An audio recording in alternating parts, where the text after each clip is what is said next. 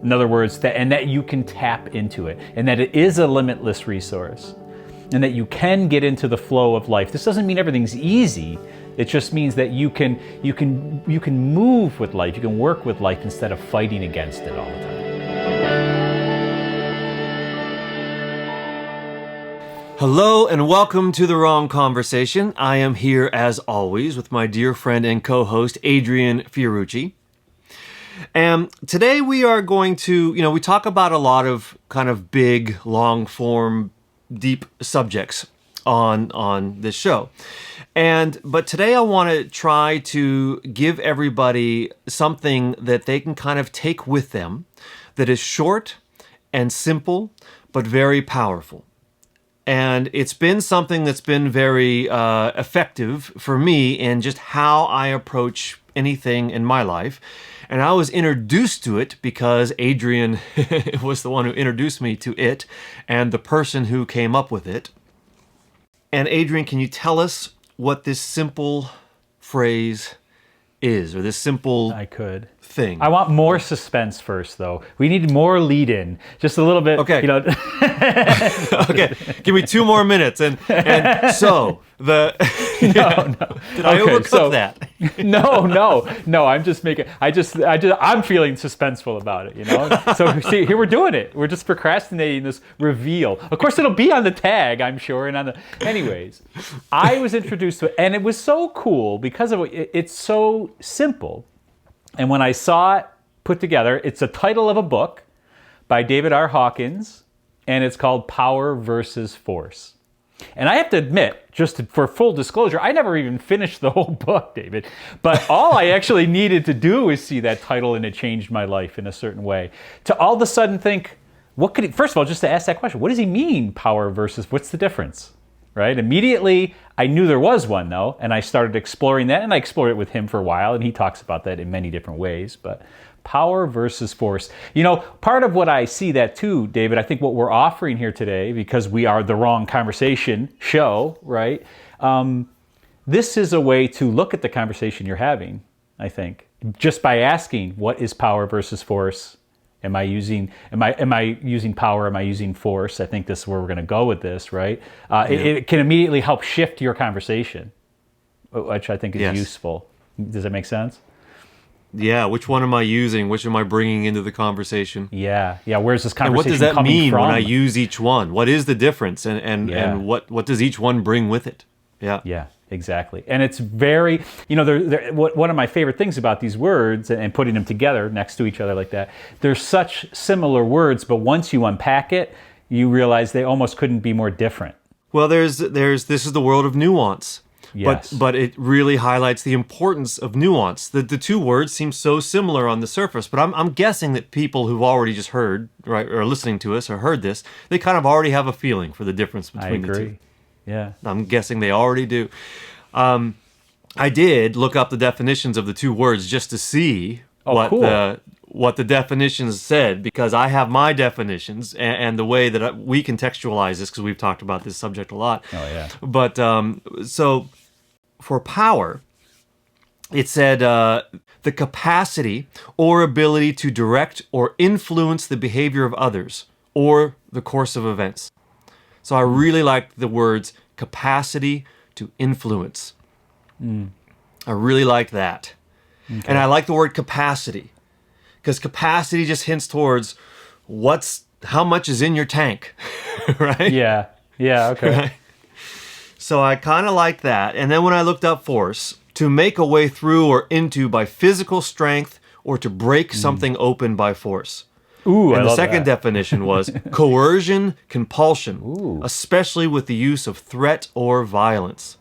Wow. Perfect. So you can really see that one is about capacity and influence, and the others is about force and coercion. Yeah. And pushing, right? That's it to me. That's a word I use a lot, pushing. Yeah. Pushing, okay.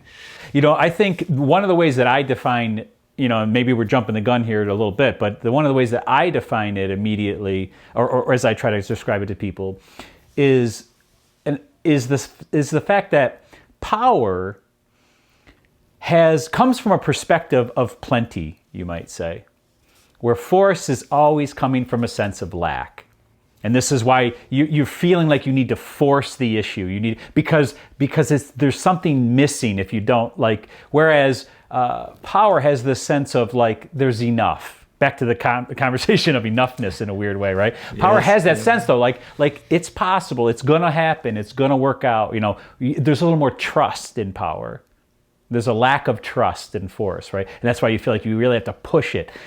Where you could see this, where it gets really quickly easy to see the difference or how it plays out in a very destructive way, a lot of times is parenting. I feel like people can really, it's a visceral way to sense that, right? The forceful parent, the forceful parent, right? Where they're forcing their views and they're pushing their agenda on the child, right? They're not coming from that sense of power though. They're actually worried that the kid isn't going to get it. You know what I mean? Or that, you see what I'm trying to say? Like that, and absolutely, then, immediately, and we know what what happens with that. Typically the child doesn't respond. Either you break the child, right? Or they rebel. That's typically. Or they break you. yeah, and right in the long run, yeah. Well, it's great because that leads me, the one example that came to mind first was, it wasn't a parenting example, but it was a teacher example. So it leads really well in. But I liked how you said that with power comes a sense of enough. I think of power is that there's a sense of surplus. Yeah. There's more than necessary to do the job, and that surplus breeds confidence. Right. And that confidence helps you actually follow through and get the thing done. And it doesn't just breed confidence in yourself that you can do it. That's it. But it breeds confidence in, like you say, parenting the kid. That's that you can do it. Right. That you're going to stay there longer than they are, or that you are more dedicated, or that you're more confident that they are in your hand that you're playing, or something, right? There's a confidence in your action, not just for you, but for the others around you, because they can sense your surplus. And the example I want to cite is that my kids have gone through this kind of nursery preschool, and we have this really great teacher, and she just has this sense, and she's taught us a lot about parenting, and she's really big into power versus force. She doesn't use these words, but she teaches us how to wield them. And it's amazing to watch the parents like try to get control of these little 5-year-olds. And they're just trying to lay down the law. They're trying to say, no, don't do this. They're trying to find ways to stop them. And then the teacher comes up and she'll just say, what's your plan? Or something. But the way she says it, it's not even about the words. It doesn't matter what she says. She can say stop. She can say, what's your plan? What is that going to work? How's Bobby going to feel? Whatever she says. But she says it with such an air of quiet confidence that the kids just, okay, I won't do that anymore. There's no force. I love but she has so much surplus. She has so much confidence that she can direct the child into where the child should be going. That it's enough confidence for her and for the child. It's like she's projecting, I'm not going anywhere. I'm not going to change my mind. And everything's going to be okay.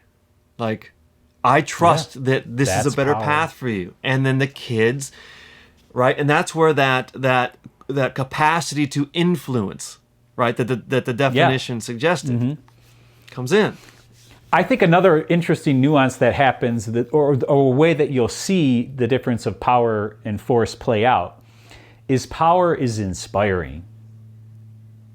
It always is inspiring. When somebody is in their own power, whereas force, you might get what you want, you might even motivate people, but it's more out of fear, or, again, it comes from that sense of lack, right? So it's going to be like you're going to break the person more, whereas power just motivates naturally, And I don't want to oversell this because sometimes that still takes time, right? But that's what it will lead to more, right? Where you let the child come to their own, and I'm a big proponent of no. I'm not trying to say like you no parent, so to speak, right? Or what I mean? It's not what I'm saying by using this sort of power. But part of that too is that you have the power to stand there, like you just said that teacher does, right? And to be present and to be a powerful figure in that way, right? Yeah. Well, there's forceful no, and then there's powerful no. That's right. Right? There's two different no's. They are.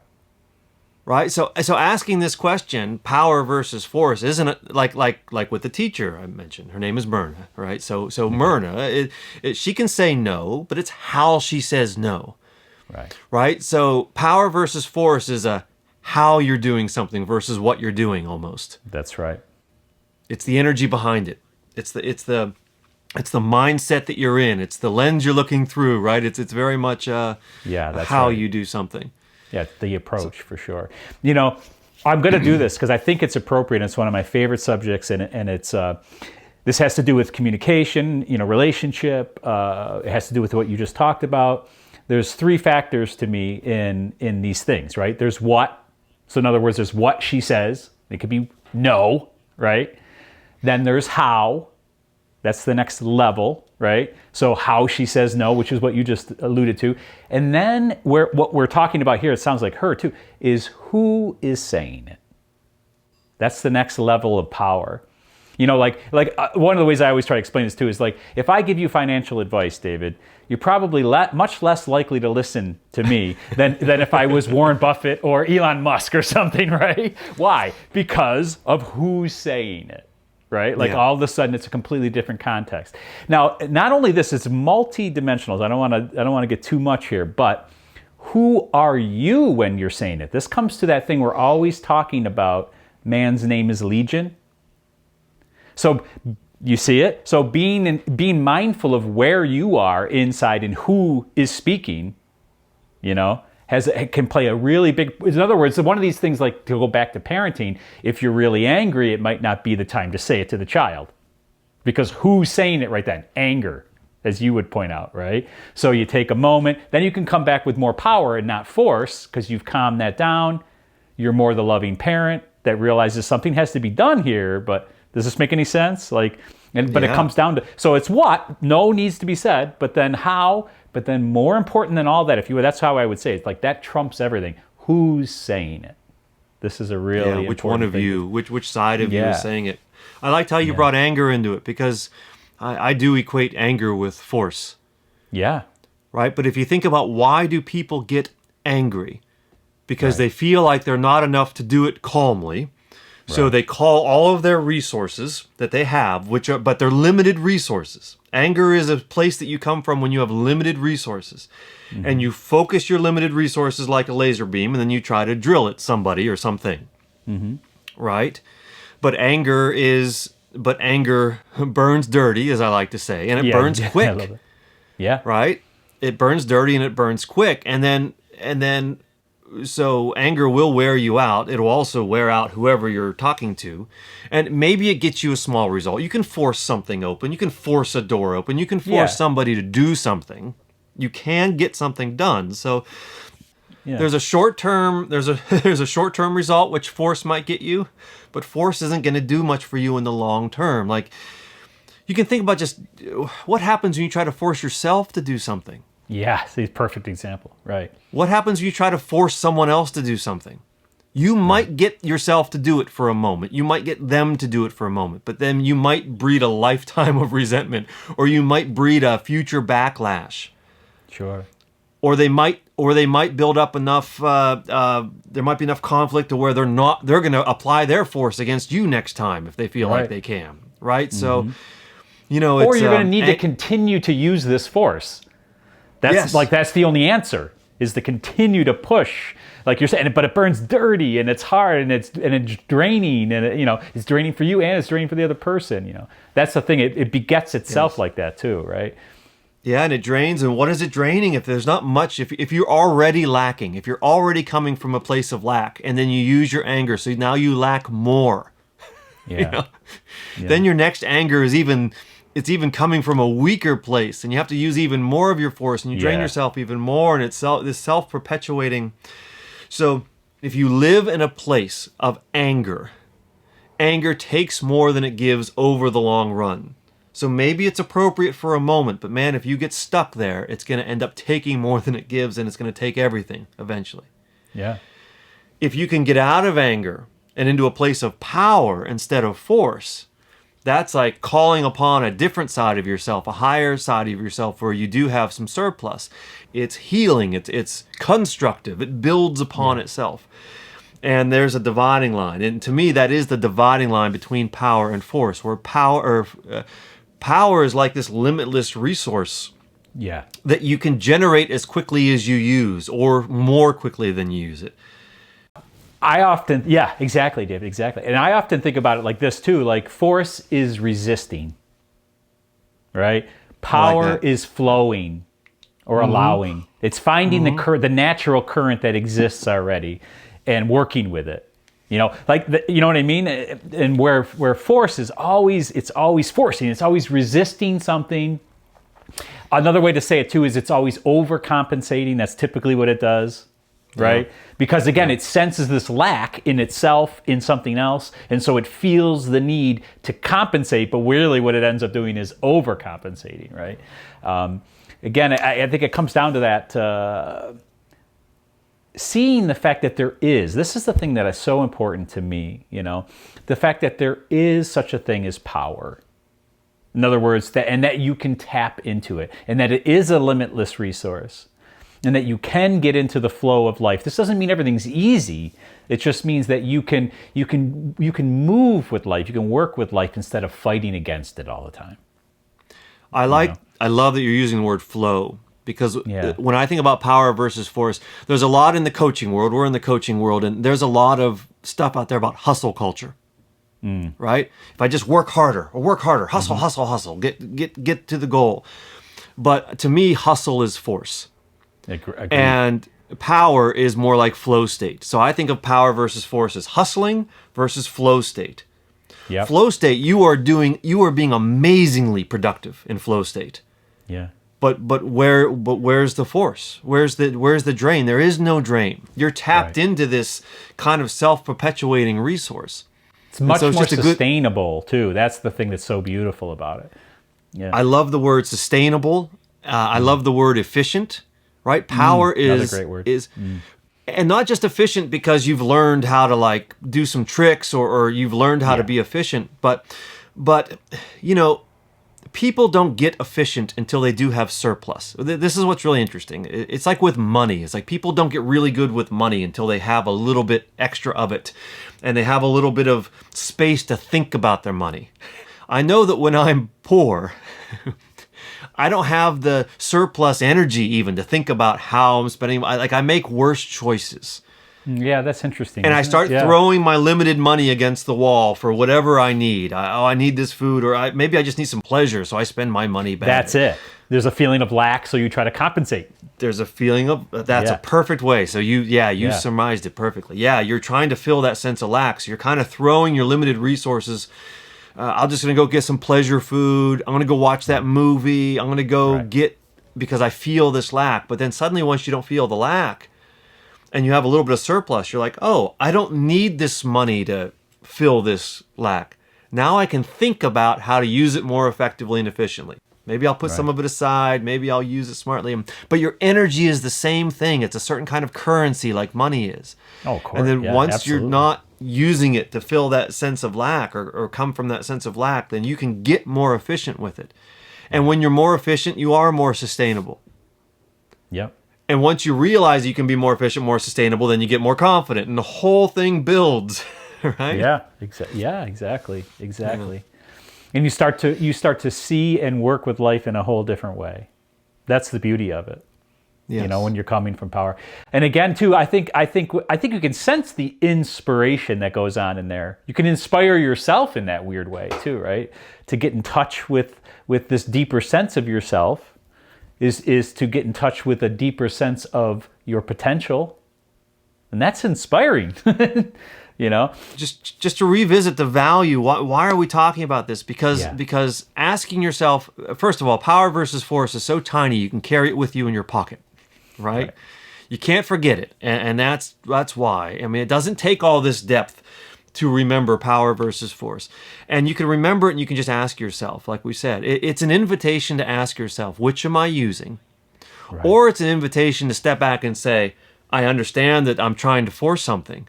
Maybe if I sit back for a moment and try to find some power or ask myself where I could find some power, then maybe whatever I'm trying to make happen maybe stepping back, the backward step, as we've talked about before, right? The backward step can yield the forward step. You know, it is a step to sit back with your kids if you're trying to force behavior on them. Right. To sit back and say, okay, how can I come to them from a place that will influence them in a way where they want to follow, where they understand it's in their best interest to follow? Right. Because they sense my confidence. They sense my abundance, right? Yeah. Yeah. So I really think that that's the value. You know, can you follow through? Can you lead? Right? Can you not wear yourself out in life? If you've made it this far in this video, you're saying, okay, David and Adrien, I bought in. Power versus force. I want power. Right. How do I get power versus force? Where do I start? You know, I just want to say this. This is very specific, but, you know, when it comes to parenting, and actually this is true about any relationships, right, David? Consistency is the key. And this is the thing, like, so if you're trying to show your child something as an example, to be consistent in whatever it is, like say, you have chores now, this is an important thing, you need to learn responsibility, blah, blah, blah. So we're going to give you these chores. If you don't, by the way, they're not going to want to do them, right? I mean, maybe they'll be really into it for the first week, but then, you know, they're just going to. So the point is, though, that you are there consistently to make sure that they are consistent, right? All of this consistency requires a certain degree of power. Yes. You understand what I'm saying? You can't force that, really. I mean, you can, actually. I shouldn't say that. But that, again, will lead to the resistance, right? But if you're there and you're there for your child, this isn't about pushing your will. This is about understanding what they need, and you're there and you consistently are there for them.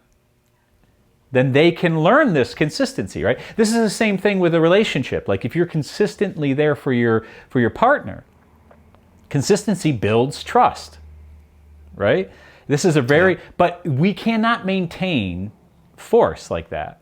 You know, you can't be consistent with force. You can't. It's not too sustainable. sporadic. It's not sustainable, and it's too sporadic the way that you do it. And this is part of the power of power, right? I mean, this is part of what and understanding that is an important element. That in order for you to achieve anything, honestly, David, for us to do this show, we need to be consistent.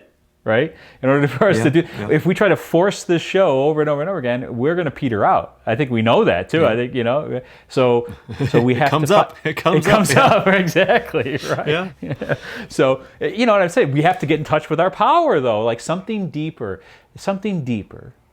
I have. You were talking about the what, the how, and the who. And I always talk about the what, the how, and the why. Right? Yes. You're like having a very compelling why that isn't just about let me get this kid to do this thing in this moment, or let me get my spouse, let me just shove this through at work because it's got to be done. Right. It's like, why do I have a kid? I didn't have a kid to force them to get their pajamas on at night. I had a kid to experience parenthood and to raise a human being, and well, that's a slightly elevating your why. And that reminds you that you would rather approach that child with power than force. I think, too, opening yourself to the reality of the fact that force doesn't work. That's again, it's like the counterintuitive or the counter-inspiring. Like, you know, acknowledging the fact that you force plenty of things, and every time you do it, it's a short-term gain, maybe, like we've talked about, but long run, it never works. It never works out. Whether it's how you treat your partner or your child, or whether it's the diet plan as the typical example, right? It just doesn't work out. So then when you realize that, and you realize that you're using force, then you can be inspired to start looking for something else. If that makes any sense, right? I love that because it's so simple. Just remind you. Just look everywhere you've used force and how it now requires you to go back and use more force. Yeah. I really think for anyone who has kids, I mean, maybe a lot of people watching this don't have kids, but if you have kids, it is the clearest example I can think of in life, is that if I force my kids to brush their teeth, right, the next night I'm going to have to use twice as much force. And then the next night I have to use 3 times as much force. and they're going to hate brushing it, and they're going to get to hate it more and more. So I'm going to have to force them more and more. So it's not even that it doesn't work. It just makes things worse over time. Yeah. And I see this so much in parents. In fact, I'm giving a parenting talk in a few days, and I think power versus force is going to be my topic. now that we're having this conversation, it's like, wow, this is it, just because it brings up so much. But you watch different parents, and you watch yourself as a parent, and you see where you're forcing, where other people are forcing, and you watch the results. And those kids are unmanageable. And then you watch other people come up, or the teacher of the class come up with very little effort and just hold the room. And it's just such a clear example, but it's true in business. It's true in making our videos. It's true in your relationship with your spouse or your boyfriend or girlfriend or whoever. Right. I have seen this. This is part of why I say, like, I use that first, like, to notice the failing, the shortcomings of force, because it was certainly I'm a high energy guy, right? And so force came natural in a way. And I think I've talked about this already before, right? I could talk over my wife. I could try to convince her, and I'm really good at convincing and making the arguments. But what I noticed, I mean, it only took me 10 years to notice it, but that's it. Well, that's it. Hey, at least I noticed. That I would have to make the argument again and again and again because it wasn't working. I wasn't convincing her in the long term. I could convince her for that minute, but then anyway. So once I really started to realize that, I started to go, gosh, I got to find another way. I love this woman. I love this relationship. This is not going to stay good, right? I mean, this is pretty obvious. So what was the first step? It was the backward step. It was the be quiet for once for me. That was a big thing. Now, here's the thing. This is really important because you may be the quiet one. So then that might mean for you, the person listening, that you need to talk. So just because I say be quiet, it may not be the answer for you, but it's usually the counterintuitive thing. Now, whatever you're doing, right, needs to be backed up a bit and try something else, right? So for me, it was be quiet. Don't walk all over. Give it some space. Give it some time. My relationship blossomed, and we're still blossoming in that because it's still my natural tendency and it's still her natural tendency, right? But by seeing that force wasn't working, that was definitely effective for me. Then once I saw that, then I saw the pain I inflicted sometimes on my wife, David. That was more motivating again, though. It's like, oh, God, that's not what I want to do, This force stuff is just not working. Go ahead. There's a word you used that jumped out at me. That word was convince. I tried to convince my wife, and maybe I convinced her in the short term, but then not in the long term. So I had to go back and try to reconvince. Right. Well, you can convince someone of several different things. You can convince them you're right, maybe just for a moment, but maybe you just convince them that it's not worth fighting you at the moment too. Yeah. Right? But all you do is convince them that they just don't want to play force with you. So they go along, but they're not truly convinced. They're not truly influenced because you used force. And I love that. If you have to keep making the same argument over and over again, it's a good sign that there's force being used.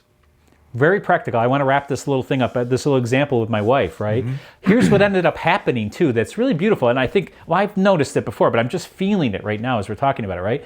You know what happened, David? Is I inspired my wife. Because she started noticing that I wasn't doing that so much anymore, right? That I was backing up a little. I was quieter. I was giving her space. I was giving her the opportunity to express. I would give her the time because my wife needs time to process. Like, I'm quick. Whoa, I'm going to say what I want to say. And I expect that from you, But it inspired her because she realized, wow, my husband is actually changing here a little bit, right? And then, wow, maybe I should join in with this, maybe I can be a little different here and I can actually voice my feelings a little more because he's giving me the space to do it. That's just an example of how power inspires too, Well, and it first it sounds counterintuitive to think about being quiet as being powerful, but for you, if your nature is to just throw it out there, it requires you have some surplus. It requires you right, because you have to have a little extra to change it. Yeah, to change your behavior. And then sitting in silence can be very powerful. Yeah, it can. I mean, even just on a really practical, on the ground level, if you're negotiating with somebody and somebody's coming at you with something and you're not really into it, I mean, if you just fight back, like sometimes it doesn't work, but sometimes just sitting there and not saying anything is the most powerful thing you can do in a negotiation. Because then somebody's like, because it just shows that well, maybe you don't need to respond, or maybe you're not ready to respond yet, and that puts you in a position of power. I mean, that's a really grounded kind of adversarial thing I'm talking about, but I love it. True. It's a great example. Yeah, we've all been there. We know that. Yeah, it's just all a different level. But I think that you showed more power than forced your wife by just being able to maintain you being quiet, because that takes additional energy for you to change your nature for a moment. That's right. And to change your impulse. And it shows that there's more power, and all of a sudden the power is what influences. The how is what influences. Yes. It's not the words you use. It's not the topic you're trying to convince them of. Right. It's how it is presented. It's how it's delivered, and all of that depends on what's really in you and where you're really coming from. The who. The who changed in me a bit. Who I was. Right. I don't think you can fake power very well. You know, people say fake it till you make it, and I don't know that power is a thing that you really have to nurture and build in yourself. And I really think that it does take thinking in terms of giving yourself some surplus, giving yourself some space, not getting quiet maybe when you're talking to another person, but just getting quiet from the business in your head just to ask the question, am I using power versus force? That's right. Right, and that's why. Say that again, David. I think that was a really. Can you? Because I think that this was a bring it home moment there, and I don't want to rush it. Do you remember what you just said? Can you say it again? Kind of. I just talked about getting quiet, but it doesn't mean getting quiet in front of the other person. It means getting quiet in yourself long enough to have space to ask yourself the question honestly. Yeah. Is this power versus force? And if it is force, okay, how can I find my power? Where does my power come from? Or where, how do I develop this? Maybe I need to step back until I can come and approach this with some power. Right. Maybe it's time to take a backward step. Which takes build power, some surplus. by the way. Because, Yes. Because to have trust enough to step away from something, whether it's a business negotiation, something going on with your child or your partner, as we've been talking about a lot, whatever that is, to be able to say, well, you know what, we need some space here, step away, takes power. Because there's fear, the FOMO, right? Yes. Right? The fear of missing out, right? You can't let it go, you can't let it lie. That's force. Here's a way of saying it. Yeah. Force needs and wants.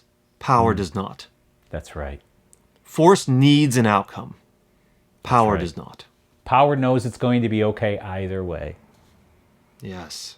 I love that. That's a beautiful moment right there. I do think it's kind of a mindset question. Mm-hmm. It is a how versus what. It's like how you're doing what you're doing versus what you're doing. And so, do you have anger? Do you feel weak? These are questions you can ask yourself. Right. And I think that if you can shift a sense of wanting to get a result to something like, I'm just curious about what's happening. I'm curious about what you think. I'm curious about what you really want, or I'm curious about how you're reading what I'm asking for, right? Just anything like, I think those are all just different lenses that you can look through. But the lens is what tends to make the difference between power versus force. Oh yeah, absolutely. Perspective, another way to say it, right? It's the perspective you're taking. Yeah, there's endless perspectives in front of you. You can choose. You can ask any question. I want my kid to brush their teeth. Okay, so there you go. You can look at that in 100 different ways. Yeah. Their teeth need to be cleaned. That's what's most important. No, I want to foster their independence. No, that's what's important. No, I need to practice ways to influence positive behavior in my kids because I want to grow as a parent. There's a whole other lens. There's a million lenses you can look through. Right? But the lens you choose often defines whether you can come to a subject with power or force. Yeah, absolutely. And it might sound non-practical, right? That might sound, but you can just ask yourself, what lens am I really looking through? I want to back up and emphasize curiosity again, because that's something I talk about a real lot when I'm working with people, because it has a natural energy to it. When you're curious, right? Who hasn't fallen down the rabbit hole of the internet? Like you find something, right? And you're up till 2 a.m. How the hell did this happen? Because you got curious, right? You're like, wow, what is it? Well, and then you follow the whole trail of it. It just breeds energy. How could you be? Nothing else could have kept you up to 2 a.m. At that moment, right? It breeds energy. It breeds energy naturally. There are mindsets. Yes. Naturally, there are mindsets that breed energy naturally. That's important. Yeah. Right? This is what I call energy. Like, what energy are you in? What energy are you experiencing? What energy lens or what energetic lens are you looking through? If you're looking through anger, you're spending more energy than you're making. Right. Curiosity is creating more energy than you have space to do with it. Because, like you said, it just keeps dragging you down the rabbit hole. Yeah, I can. And one comes with power. Right. Right? Well, curiosity is very powerful. It is. I recommend it a lot. It's like if people want a prescription, I'll be like, I prescribe curiosity. Right. Yeah, and get curious about the difference between power and force. It'll be very illuminative. I mean, the more, if hopefully this sparks some of that, right? And you can start looking for it in your life. You'll find, because you're looking, the difference. That's what's useful about pointing this out, right, David? Because it is a little difficult to talk about, like, what power actually is. And it's a very ineffable quality, this power thing. But if you're looking for it, you will find it. That's what I hope people get from this conversation, is to get curious and start looking. It'll start making more and more sense to you as you look. Does that make any sense to you, David? Yeah, I call back to my system, the energy equation. Yeah. And so, and I simplify it to 3 things. There's a what, there's a how, and there's a why. And each of these 3 things can be elevated. And the more you elevate them, the more you're working from a place of power. Right. The higher goal you serve, the higher why you're serving, the higher the why, the more power it comes with. That's right. Right? The higher the lens you're looking through, or the more elevated curiosity, obviously comes with its own power. Flow state is different than hustling. That's right. Right? That's a how question. It is. Right? So, okay, what nurtures flow state? You can start thinking in those terms. That's a practical way just to start thinking about how to find your power. Right. And just what is the simple one? It's just like, well, eat and sleep and take care of yourself, Right. Or else, where's the raw energy going to come but from? I mean, we overlook it a lot. We do as human beings. Well, we can really it's hard to do. Simple it. is not easy. Yeah. Yes, that's right. Simple is not easy. That's right. But it's just all about little steps, and each one just keep taking care. They all feed back on each other, and that's how you can find your power. Power versus force. Right. It is about intention. Yep. Right. Yep. It is about mindset, and it's about how much lack are you coming from? Yeah. How badly do you want or need the outcome? Another. I guarantee you, if you need it too much, you're going to force. Yeah, absolutely, exactly. And again, where does that need come from? It comes from a sense of lack. Yes. You're feeling a sack of lack. I like how you almost said it. Sack of lack. A sack of lack. It's my new band name. Sack of lack. Or at least an album. Yeah. David Peters. Sack of lack. 12 cuts. Actually, that might be really good for the new album. Yes, I'm going to use that. You're welcome. Anyway, so no, but it does. It comes from that, and to notice it is not to judge it. That's an important nuance too, and that's actually what I want to talk about. Again, I want to backpedal on or back up again onto something that's really important: nuance. That's what you're looking for. Force ignores nuance.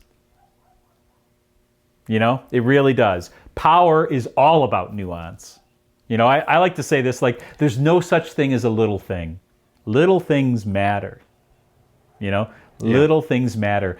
Somebody can say the silliest little thing to you, and if it's the wrong day, and it could just set you off, right? When you were a child, somebody called you stupid, and it stayed with you all your life. Simple little thing. It's not so little, right? I mean, it can be big. It's not little. Yeah, there's no such thing. But in your power, you can afford nuance. That's what power gives you. That's right. That you can afford nuance, and nuance is very important. It is. In anger, think about anger is the absence of nuance. Absolutely.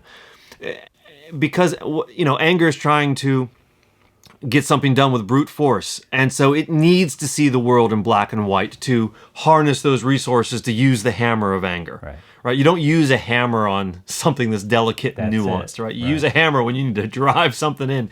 And so what the brain does in anger is it simplifies everything into a binary. Good guys, bad guys, us versus them, me versus you, right? There's no nuance. That's why it's force. Or when you need it so badly, it's either I get it and I live, or I don't get it and I die, or my life is what I want it to be versus a life I love versus a life I hate. That's a set need. Right. That's force land, right? Right. But when you're in your power, you can afford nuance, and being able to afford nuance opens up a whole world of possibility. Yeah. That not only you'll appreciate, but everyone else will appreciate in you as well. Yes. Amen. I remember, this is just another personal story that, I've been a contractor all my life, and I fought that, like I hated it probably, again, for, I don't know, about 10 years, but 7, 8 years. Like I just wanted to be something more. I always thought of myself as something different, and so here I am 7, 8 years later, I'm still a contractor, and I used to fight it. Because I thought it defined me, right? When I started to do this inner work and I realized it didn't define me, and that, hey, how about I shift my energy on this? How about I, instead of finding all my worth or not worth from this thing, I just try to enjoy it, because there were things about it I enjoyed, right? And I shifted my perspective from lack to acceptance even, right? We know acceptance is a higher level, obviously, right? Everything began to shift. Next thing I know, I started to enjoy my job more. I started to make way more money, funny enough, too, right? Because I started to embrace it, right? I mean, I started, and everything, the jobs I got were better. All of that shifted. I became much more enjoyable to be around, especially for my family, right? Because I used to come home and be miserable all the time. I was just hated it, and I doing what I hate. That was my attitude, right? There's a personal story though of shifting that perspective, and it was a slow shift from force to power. It was a slow one. Sure. But once I started to open to that and realize, again, I think it began by me seeing this is not serving me. This attitude I had for this is what I'm doing right now. How about I just accept it? How about I just open myself to what it has to offer, Yeah. That was a very similar story to what happened to me, actually, when I decided to go into coaching. Yeah. I had just had the worst year. Like I moved around a lot, so it was hard to keep a clientele. I ran a studio. I still run a studio. There's still a studio here, and I had the worst year of my life. Like I just made barely any money, and I had a baby on the way, and all these things. And I looked at my career in music, and I thought, wow, I felt like I was going here, but the reality is I'm here. Like, because I had this bad year, and I felt a bit resentful about that, and then I was trying to force new work. I was trying to force myself into projects, and I wasn't getting anywhere. And then I kind of said, you know what? This is a dead thing. It's dead. And I woke up to coaching, actually. That's when I started waking up like, actually, I'm really excited about this thing. And that was like a land of possibility. And what I learned about these different energetic lenses. I learned about power versus force. I learned about all these things. Yeah. But then it started seeping into my studio stuff in the background. So my plan was to shut down the studio and go into coaching. But what happened? I just started bringing power into the studio. Yeah. And what happened? My business tripled, and the studio became so overwhelming, it was hard for me to make space for coaching. I tripled what I had ever made in 1 year, and my clients were happier, and they were better projects, and I was enjoying myself instead of resenting where I was. And it was really just a shift in a sense of lack to a sense of it's fine either way. It's okay. I got power. Hey, this is something I do. I love doing this work, you know? And it all just came from the lens I was looking through, but it helped everything on the ground. Yeah. Because I started working with power instead of force. That's it. Yep. Changed everything. Yep, and that subtle little nuance, that little shift. Yeah. That little shift. I like to use examples like that. You can see these little how there's no such thing as a little thing. Like these little things make a big difference. The difference between somebody hearing you as opposed to the difference between somebody listening to you, right? Huge difference, right? Yeah. Another one I love to use is, the difference between living on the planet Earth or living in the planet Earth. Like, when you're on the planet Earth, it's like an object, But when you live in the planet Earth, or maybe even deeper from the planet Earth, your whole perspective shifts just from changing one silly little word in a sentence. It can literally be that, right? I mean, if you live from that space of I live on the planet Earth or I live on the planet Earth to I live in the planet Earth or I live from the planet Earth, it completely shifts it. Your relationship to this thing that we depend on 100%, right? And that's the power of power versus force. What a great summation. I love that. It's one small word, but behind that word is a whole different reality. Right. And so we just want to share it. We want to share it with you. Right? I hope you enjoyed it. And if you did enjoy it, leave a comment. Or like. Consider. Or subscribe to the channel. Or consider liking. Consider sharing. Yeah. All these things.